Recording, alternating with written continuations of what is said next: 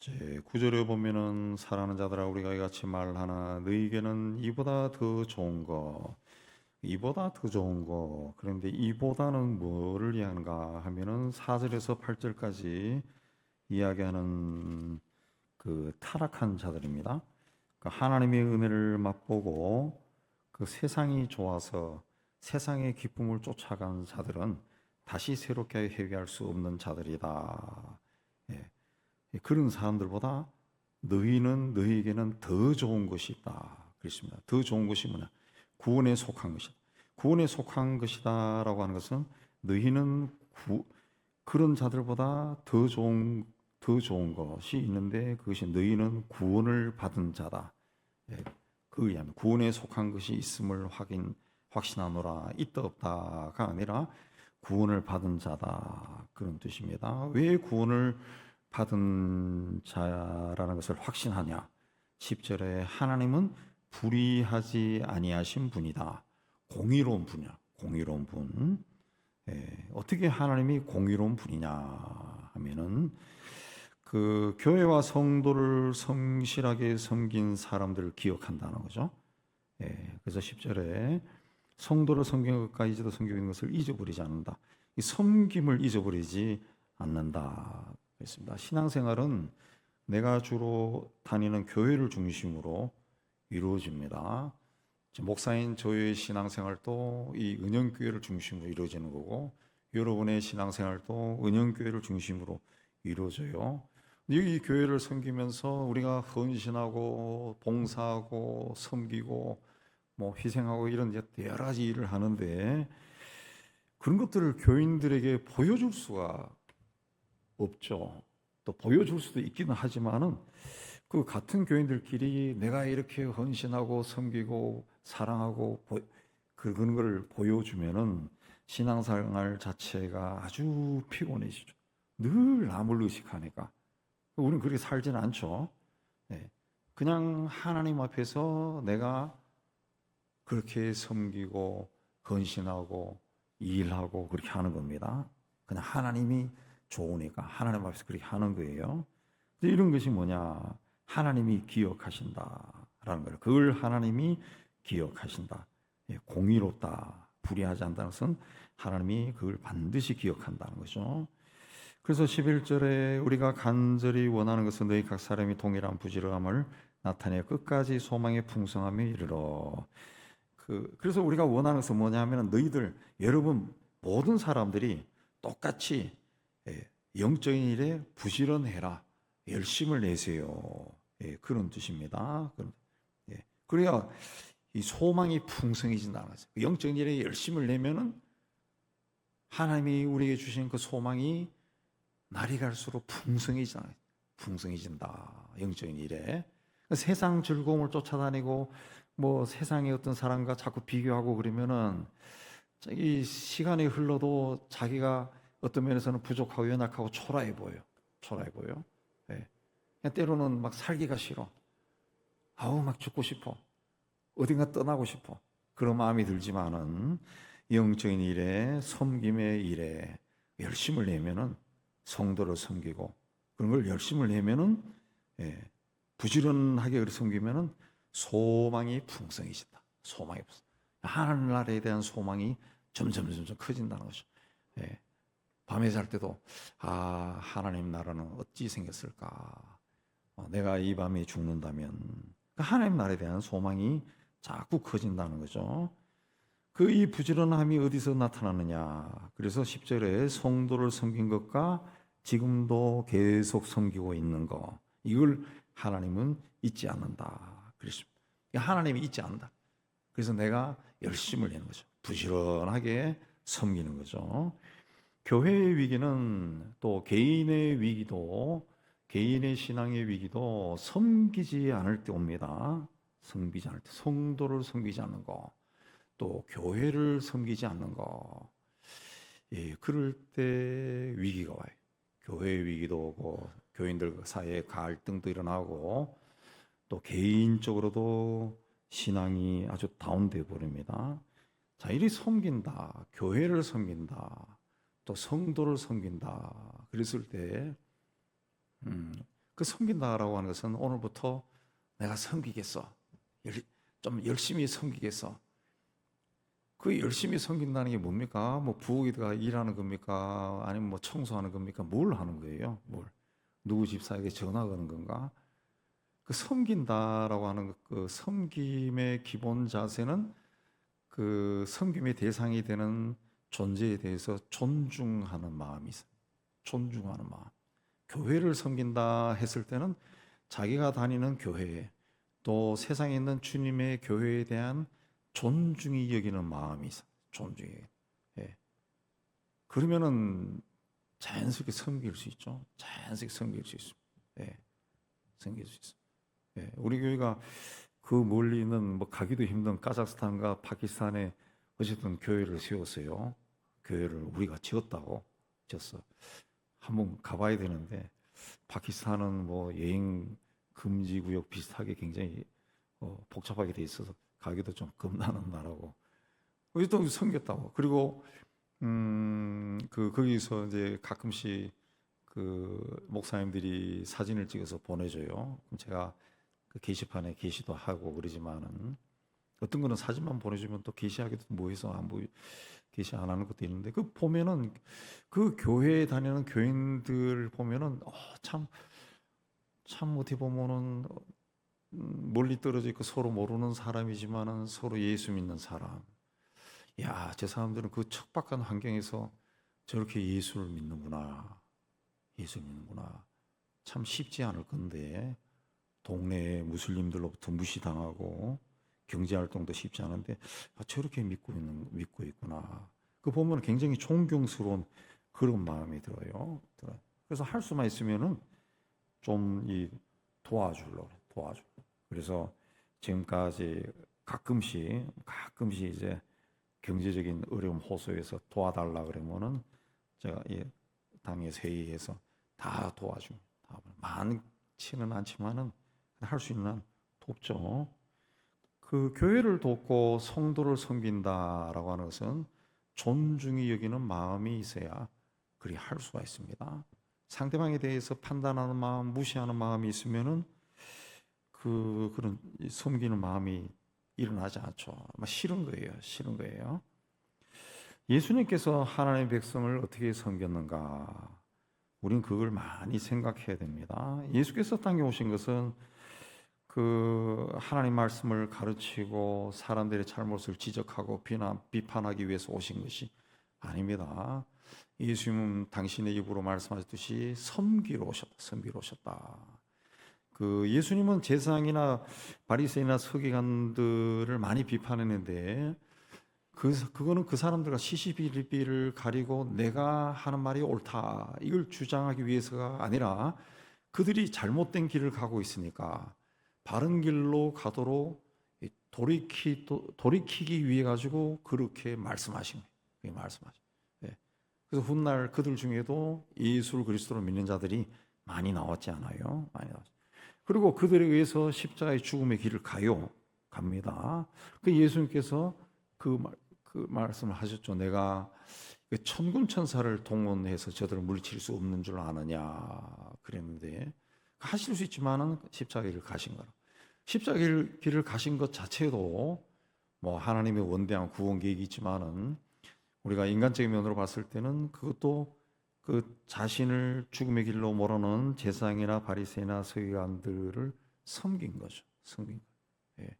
그들이 악한 일을 해도 그걸 시시비를 따지고 같이 싸우고 네가 옳다 내가 옳다 네가 죽어라 뭐 이렇게 하지 않고 가신 거예요. 가장 낮은 자리로 왔으니까 가장 낮은 자리에 있는 자는 세상에서 힘이 없는 자입니다. 힘이 없어. 아무 힘이 없는 자가 가장 낮은 자리. 때리면 맞아야 되고 죽이면 죽어야 되는 것이 가장 낮은 자리에 있는 자죠. 그 섬김이라고 하는 것은 바로 그거죠. 바로 그.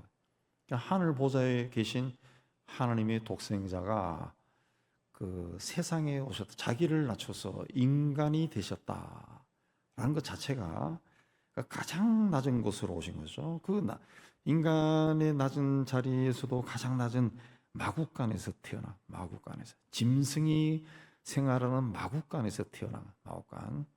뭐 예수님 크리스마스가 되면은 예수님이 탄생하신 마국간 또 굉장히 화려한 곳으로 변하는데, 실제로 시골에서 가축을 키워본 경험이 있는 분들은 아시겠지만은 냄새가 납니다. 냄새가 나요. 엄청납니다. 전원주택 잘못 사면은 축사가 몇 킬로 떨어져 있는 축사에서도 냄새가 날라와서 못 견딘다 그랬어요. 못 견뎌. 그래서 그런 전원주택이 굉장히 헐값에 나옵니다. 그래서 제가 가끔 요리 찾아보면은 이 전원주택이 헐값에 나온 것은 그 이유가 있어요. 이유가 그 주변에 반경 4km 안에 반드시 그 축사가 있는 거예요. 축사가 그거 못 견딘다. 못 견딘. 그 예수님은 그런 마국간에 태어난, 그 짐승이 태어나는 곳에 태어나신, 근데 가장 낮은 곳에 온 거죠. 그게 섬김이라는 거죠. 그게 섬김. 그 예수 십자가의 죽음도 섬김의 이 절정이죠. 섬김의 절정. 예. 예수님이 세상을 섬기고 싶지 않았으면은 그 십자가에 달려 돌아갈 이유가 없죠. 천군 천사를 동원해서 벗어나면 되는 겁니다. 근데 죽었던 거예요. 그 섬김이라는 거죠. 그 섬김이라는 것은 그래서 믿음이 행동으로 나타난 겁니다. 행동으로 나타난. 기독교인이 된 유대인들은 형식적으로 믿음을 가진 사람들이 아니라 열심히 섬긴 사람들이에요. 교회 공동체에 속한 성도를 귀하게 여기고 그들을 위해 자신을 희생했습니다. 그걸 하나님이 잊지 않는다. 그래서 우리가 소망을 가지고 살아야 되는 이유도 하나님께서 내 삶을 살피고 나의 헌신과 섬김을 기억한다는 거죠. 기억한다. 그래서 12절에 게으르지 아니하고 믿음과 오래 참음으로 말미암아 약속들을 기업으로 받는 자들을 본받는 자 되게 하려는 것이다. 그랬습니다. 하나님의 약속을 기업으로 받는 사람들은 게을러서는 안 된다. 부지런해야 돼. 열심히 해야 돼. 그리고 믿음이 있어야죠. 또 인내, 오래 참아야 됩니다. 오래 참아야 돼. 신앙의 조상들이 그렇게 살았어요. 그래서 그들을 본받으라는 거죠. 그래서 우리도 하나님의 약속을 상속받은 사람처럼 살아야 된다. 그랬습니다. 자, 히브리서는 히브리 기독교인, 그러니까 예수를 믿는 히브리 사람, 유대인들, 이스라엘 사람들에게 보낸 편지입니다. 근데 히브리 기독교인들은 당시 그 지역의 유대인들로부터 굉장히 심한 핍박을 받았어요. 핍박을. 지금 또 그 이스라엘에서 그 예수를 그리스도로 믿는 유대인들을 메시아닉 주라고 하는데, 이들은 예배 중에도 테러를 당한답니다. 예배 한참 드리는데 뭔가 막 총알이 날라오고 불이 막 날라오고 그런 일이 있다는 거예요. 그리고 가끔씩 이렇게 사람들이 죽는다는 거죠. 히브리서 10장 32절에서 34절에 이 히브리서가 쓰여질 당시에 기독교인들이 받았던 고난이 어떤 건가 언급됐는데, 비방과 환난으로 인해 사람들의 구경거리가 되고 감옥에 갇히거나 재산을 빼앗기기도 했다. 그랬습니다. 비방이라는 말은 조롱거리가 됐다. 조롱거리가 됐다. 조롱거리. 예수 믿는다고 조롱거리가 됐다.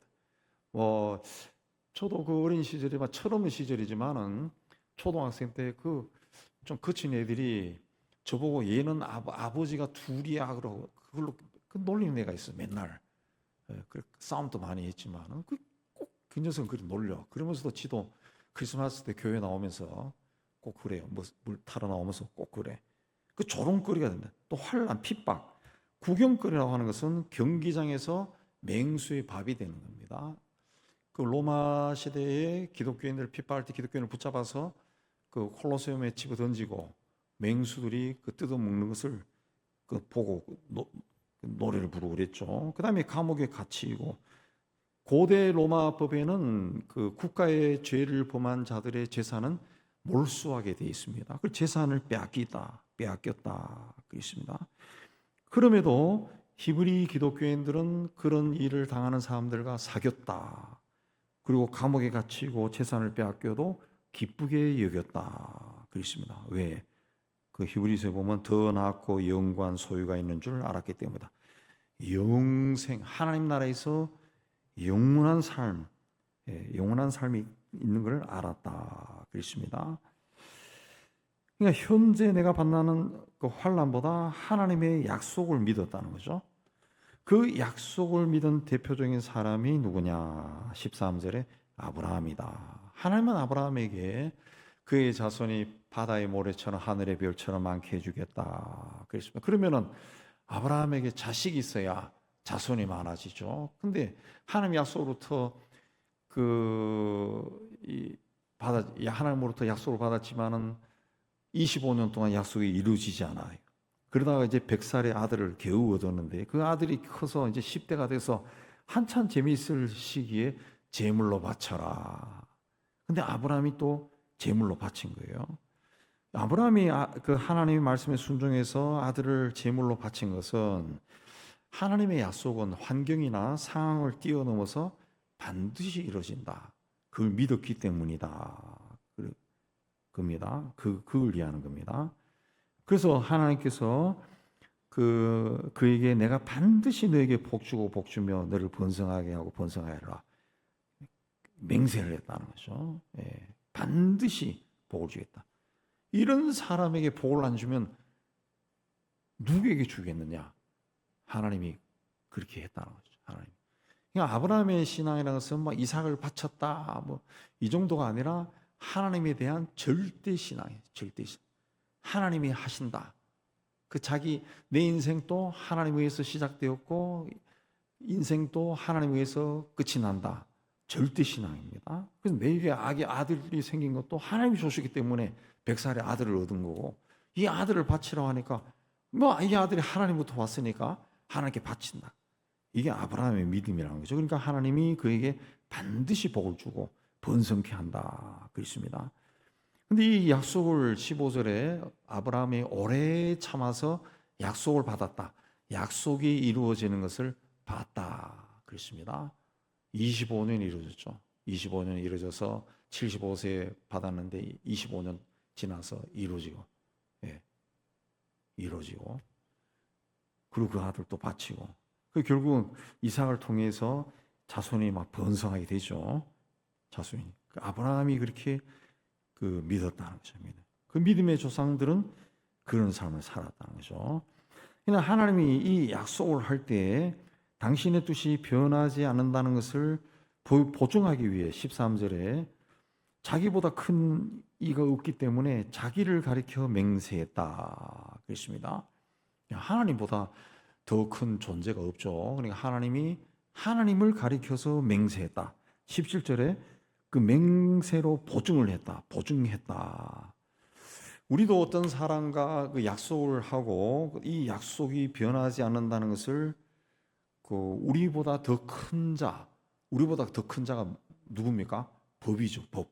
우리는 법입니다. 그래서 차용 증서를 써준다든가 또 뭐 공증을 한다든가 그걸 통해서 우리가 한다고 해요. 그리고 우리가 그 증서를 딱 받았을 때 이 사람 몇 월 며칠까지 갚겠다 그랬으니까 갚겠구나. 그걸 믿는다는 거죠. 이걸 16절에 사람들은 자기보다 더 큰 자를 가리켜 맹세하나니 맹세는 그들이 다투는 모든 일의 최후 확정이니라. 이 말은 무엇인가?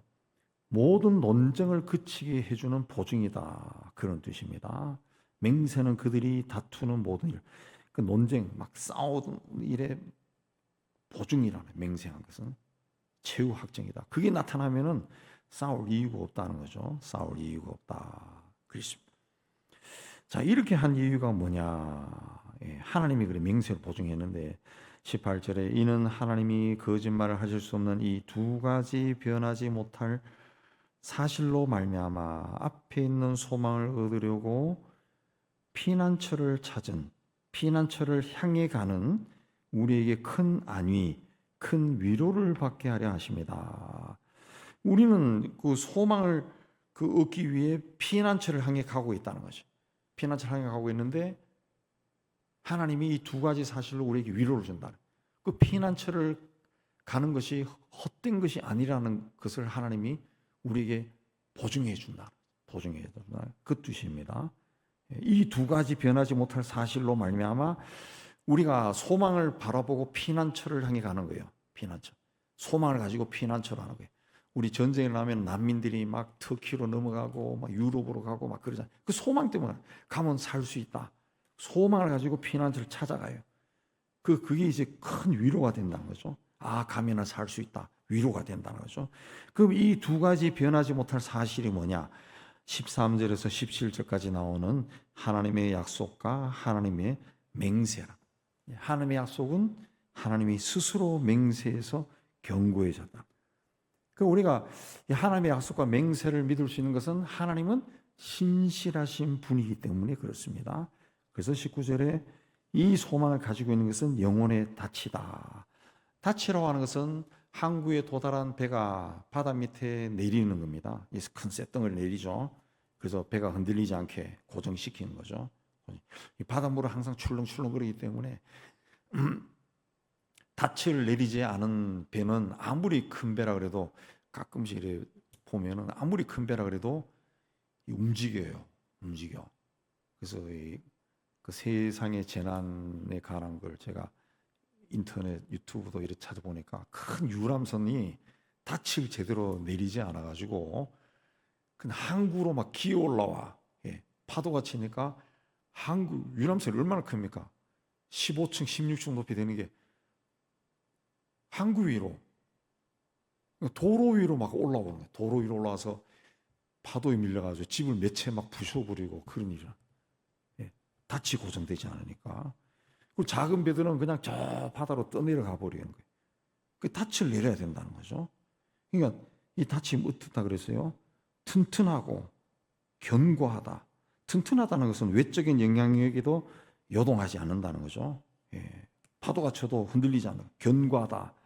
타고난 성질 자체가 굳건하다는 거죠. 굳건하다 그랬습니다. 이 닻을 내리는 것이 뭐냐? 소망이나 소망. 하나님이 우리에게 약속해 줬다. 하나님은 우리를 기억해서 우리를 구원해 주시고 우리에게 복을 주고 번성케 하시는 분이다. 이 소망을 가지고 있는 것은 영혼의 닻이다. 영혼의 닻이다. 내 영혼을 흔들리지 않게 꽉 박아 놓는 것과 똑같다 그랬습니다. 우리 다 그런 영혼의 닻을 내리고 있잖아요. 그게 없으면은 신앙생활을 제대로 할 수 없죠. 세상 살아가면서 이런저런 환난 만나고 생각지도 않은 일을 만나고 막 고통을 만나고 그러면 막 흔들립니다. 우리에게 이 영혼의 닻, 이 하나님에 대한 소망으로 인한 영혼의 닻이 우리 삶에 내려져 있지 않으면은 아마 사람들은 미쳐버릴 겁니다. 정신이 나올 거예요. 극한 슬픔에 빠져가 헤어나오지를 못합니다. 그러나 이 소망이 있기 때문에 힘든 일을 만나도 주님을 바라보고 종국적으로 훗날 하나님 앞에 가면은 하나님이 다 말씀해 주실 것이다. 뭐 이런 생각도 가지고 때로는 또 간절한 마음을 가지면 꿈속에서 하나님이 특별한 방법으로 또 말씀해 주실 때도 있고 때로는 성경을 읽으면서 뭔가 이 머릿속에 그 빛이 환하게 들어와서 맑아지는 것처럼 막 그동안 그 얼기설기 얽혀있던 것들이 막 확 풀어지는 그런 느낌도 가질 수가 있죠. 그게 영혼의 소망이죠. 소망. 영혼의. 그래서 이 소망을 가지고 있는 사람들은 휘장 안에 들어간다. 휘장 안에는 지성소입니다. 지성소. 휘장 안에는 지성소야. 원래 그 지성소와 성소가 휘장으로 갈라져 있는데 그 휘장 안에는 대제사장 또 1년에 한 번 대속죄일에만 들어갈 수 있는 거예요. 근데 소망을 가지고 있으면은 예수 안에 소망을 가진 우리는 휘장 안에 들어간다. 휘장 안에 들어가. 하나님 앞에 바로 나간다는 거죠. 하나님이 이런 분이다. 하나님의 약속과 하나님의 맹세를 우리가 굳건히 믿고 있으면 견고하고 튼튼하게 영혼의 닻을 내가 내린 것처럼 믿고 있으면 우리가 휘장 안에 들어가는 것 같다. 하나님 앞에 바로 선다. 그래서 하나님 앞에 바로 선다. 그랬어요. 이게 뭐냐? 예수께서 멜기세의 반차를 따라 영원히 대장이 되어 우리를 위하여 들어가셨다. 예수님 따라 휘장 안에 들어간다. 하나님 앞에 선다는 거죠. 하나님 앞에. 예. 그래서 우리가 그 기도할 때 하늘에 계신 우리 아버지요.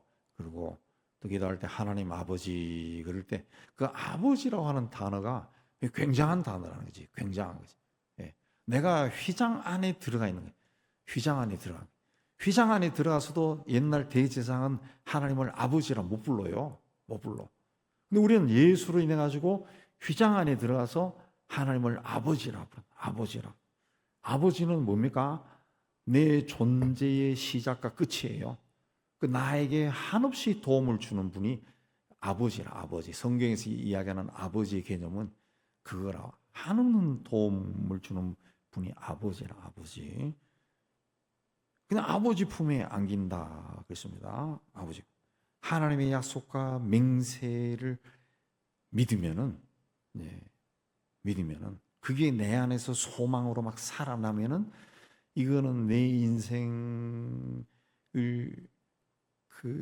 이 영혼의 닻으로 내려가지고 거기서 움직이지 않게 한다. 움직이나. 그러면 내 삶에 어떤 일이 나도 요동하지 않는다는 거죠. 요동하지 않고 나간다 그랬습니다. 그래서 부지런히 섬겨라. 성도를 섬기고 믿음과 오래 참음으로 이 약속을 본받는 자가 되라. 약속을 본받는 자가 되라. 그랬습니다.